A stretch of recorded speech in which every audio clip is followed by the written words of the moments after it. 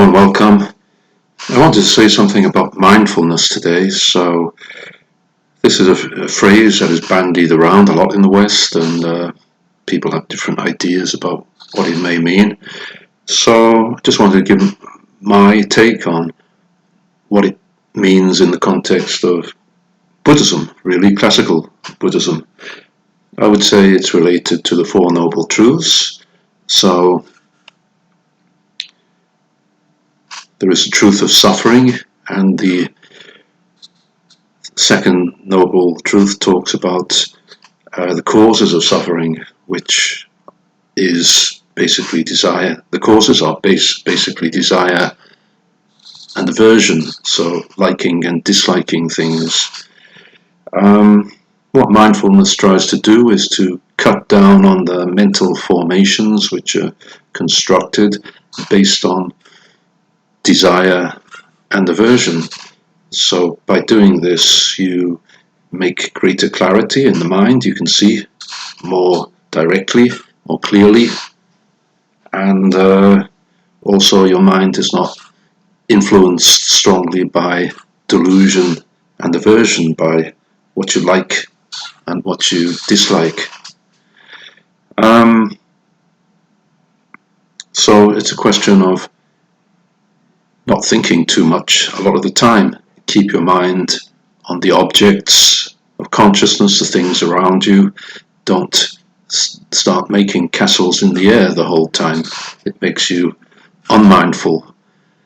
Another thing it relates to is probably what the Theravadins call the four illimitables, and in the Mahayana Vajrayana tradition, the four immeasurables, I think.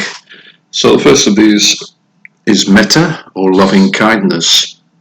So the idea is that when hatred or strong dislike, strong displeasure arises in your mind, you replace it with loving kindness, with metta.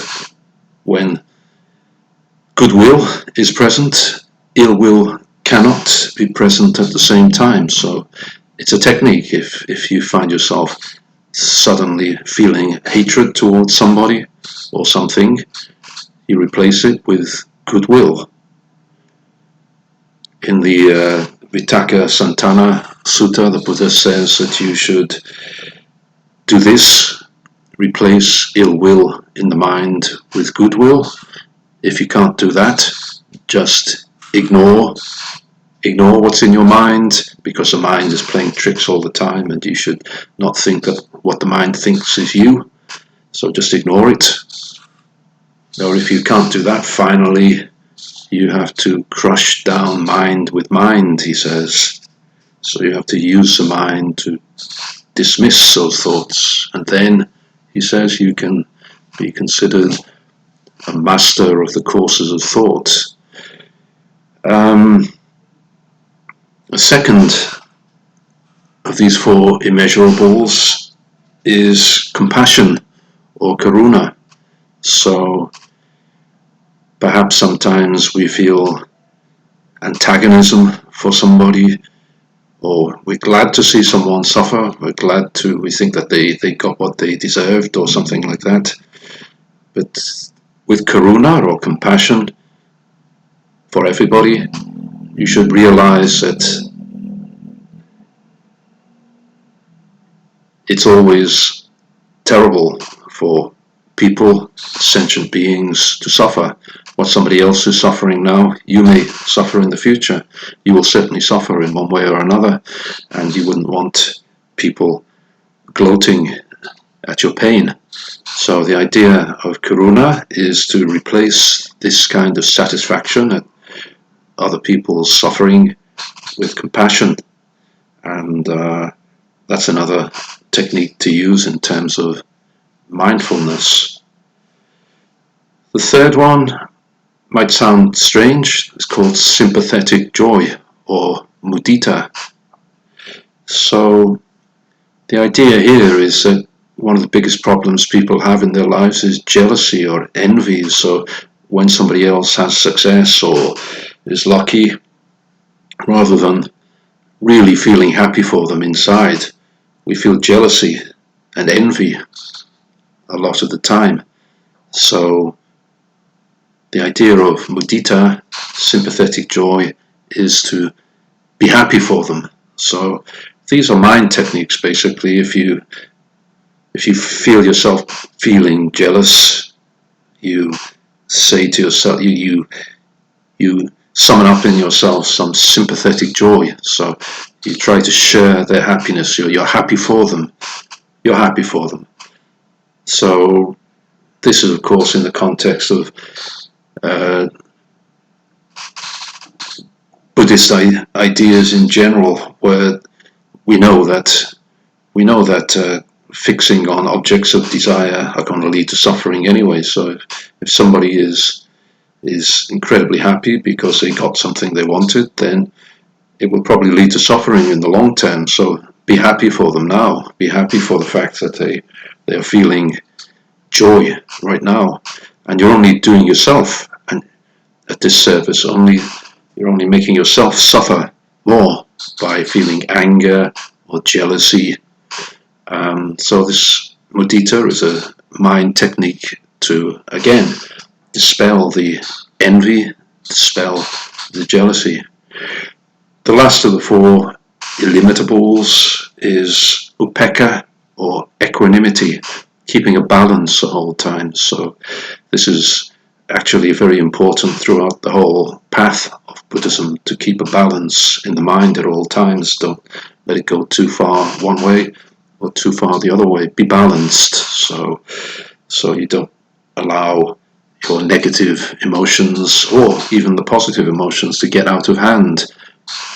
Not too joyful when something good happens, and not too miserable when something bad happens. So keep a balanced mind. That's the equanimity factor.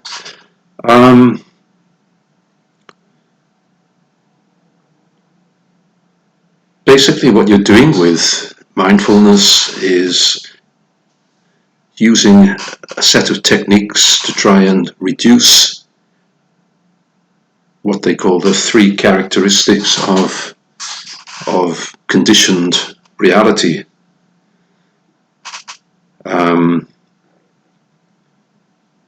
So if you can do that, then you will suffer less and the mind will be more equanimous. So the most important of these three is delusion. So they say that when mindfulness is present, delusion cannot be present. So when you're mindful, delusion is not present. The other two are greed and rage, greed and anger. So by employing these mind techniques, especially the upekkha, the equanimity factor, you will reduce the greed and anger in your mind. So a way of gauging your progress in terms of mindfulness is to watch your greed and anger. Are they getting less? If they're getting less, then you're probably successful in your mindfulness.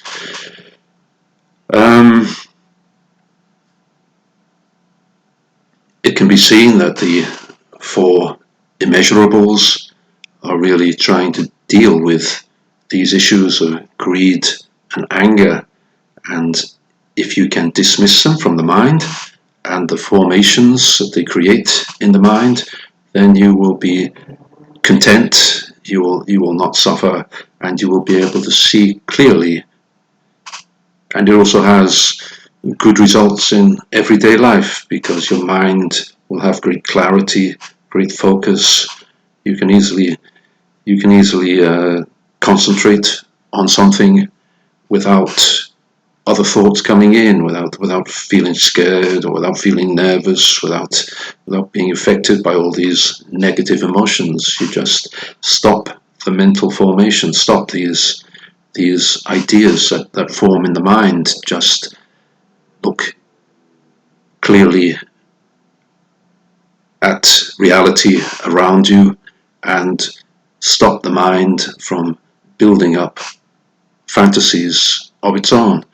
Stop all the mental formations that build one negative thought upon another negative thought, or even positive thoughts, even thoughts which are of happiness and joy based on getting what you want, because they all make you unmindful. They all mean that you're not concentrating in the moment. You're not thinking about what's happening right now in the present moment, and they make you careless, and they set you up for greater suffering in the future.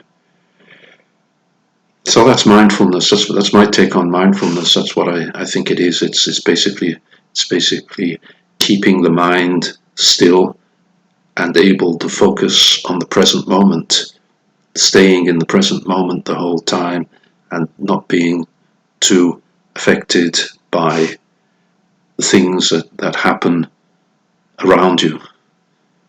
So I hope that's useful, and thank you.